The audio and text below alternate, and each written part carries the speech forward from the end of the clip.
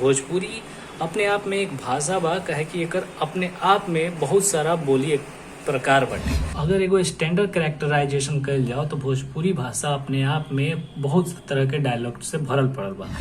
केहू कहेला कि एकरा लगे अपन कोनो साहित्य नइखे, ऐसे कोनो भाषा ना हो, लेकिन असल में भोजपुरी के पास सब चीज बाटे। तो अब तो हिंदी के भी लिपि जे बा वो रोमन हो गल बा, वैसे ही भोजपुरी के लिपि जे बा वो भी रोमन में आजकल होता है। लोग व्हाट्सएप पर चैट करता है। आज के दौर में हमने कह सकत बानी कि भोजपुरी के अपन एगो लिखित साहित्य बाटे। भोजपुरी बिहार में ही भाषा बोलल जाला, लेकिन भारत के अलावा दुनिया के बहुत सारा ऐसा देश बड़ा सन जहाँ भोजपुरी बोले वाला लोग रहें। अगर बात कर जाए भारत के, अगर छोड़ देवल जाए तो नेपाल में, त्रिनाड में, मॉरिशस में, सूरीनाम में, एकरा अलावा डच कंट्रीज़ में, वहाँ भी भोजपुरी बोले वाला लोग बहुत संख्या में बाटे।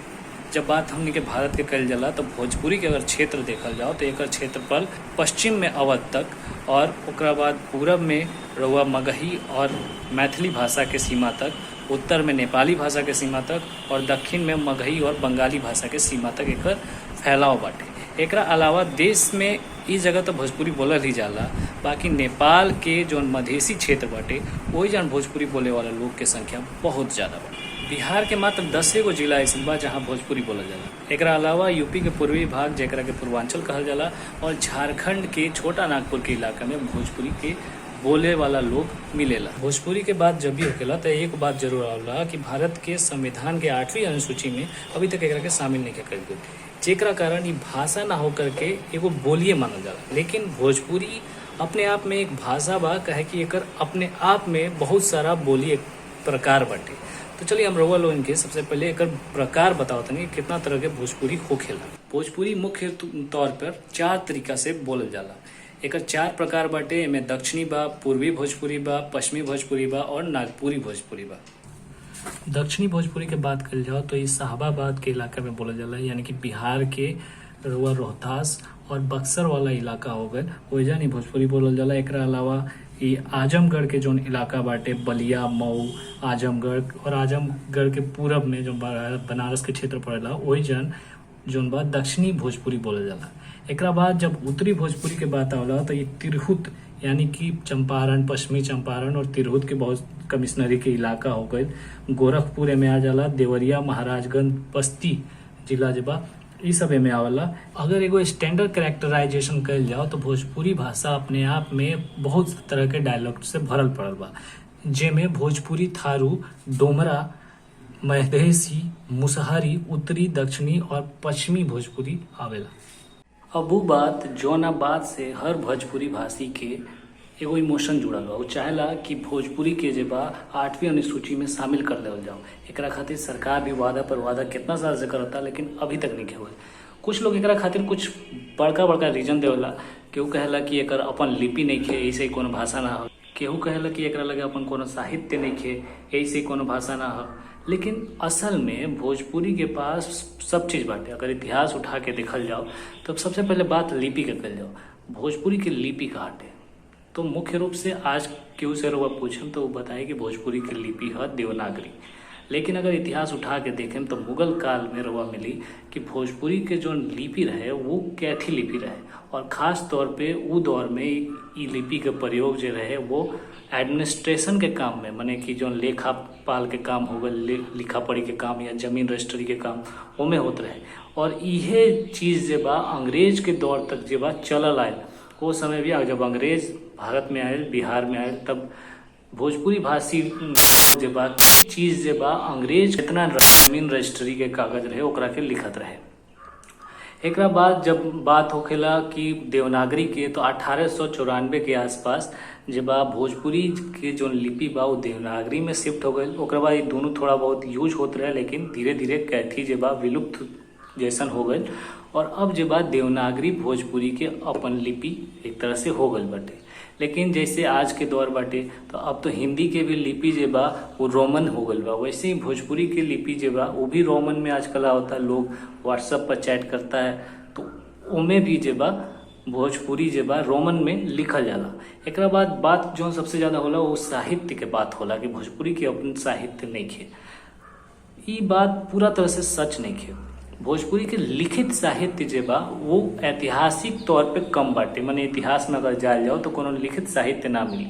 जब भाषा के ट्री होखेला, जौन भाषा पेड़ जकरा कहल जाला, लैंग्वेज ट्री, ओकरा में देखेम तो भोजपुरी जे बा उहे रूट से निकलल बा जैसे हिंदी या बाकी जौन देश के और भाषा जैसे मराठी वगैरह निकलल बा सन।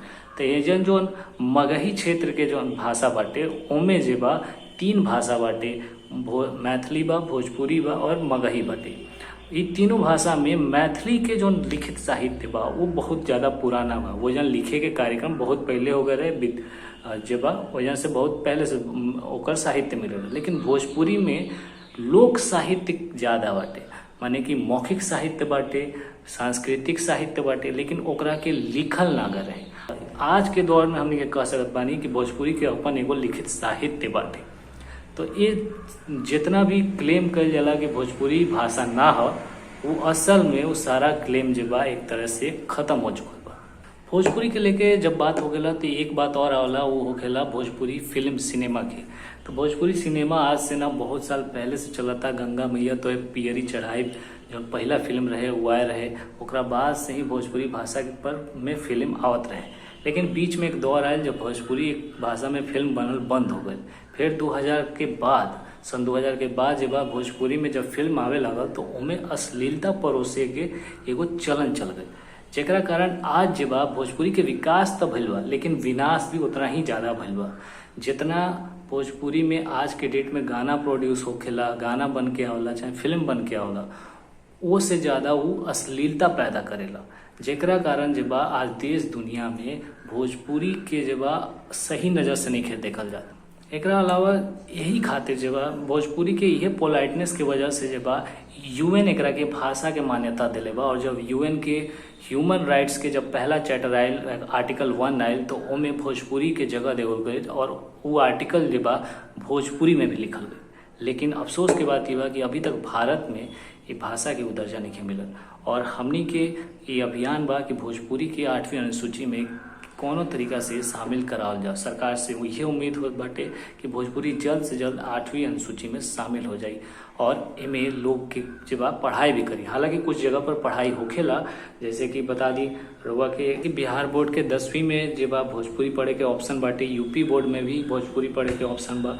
एकरा अलावा वीर कुंवर सिंह यूनिवर्सिटी में भोजपुरी के पढ़ाई होखेला, बीएचयू में भोजपुरी के पढ़ाई होखेला और भी बहुत सारा जगह जब भोजपुरी भाषा के पढ़ाई होखेला। लेकिन भोजपुरी भाषा अगर 8वीं अनुसूची में शामिल हो जाए तो इनमें लोग के पढ़े के मौका मिल जाए। और अगर पढ़े के मौका मिल जाए तो ये भाषा के संरक्षण मिल जाए, क्या कि आज के दौर में भोजपुरी भाषा के लोग ही जब वो भोजपुरी बोले के नहीं के चाह तो ज़्यादातर हिंदी या अंग्रेजी मीडियम की तरफ भागत बा। लेकिन अगर सरकार के तरफ से एकरा 8वीं अनुसूची में शामिल कर देवल जाता तो ये भाषा के एगो संरक्षण प्राप्त हो जाए और लड़का लोग जब एहू में इंटरेस्ट ली कि ये में पढ़ाई करके यूपीएससी या दुनिया के कोनो एग्जाम जब भारत कोनो एग्जाम वो लोग दे सके। ये वीडियो रउआ लोगन के कैसा लागल भोजपुरी के ऊपर, अगर अच्छा लागल तो जरूर बताई। और एकरा अलावा और रउआ लगे जौन जानकारी बाटे वो नीचे हमारा संगे साझा जरूर करी। धन्यवाद।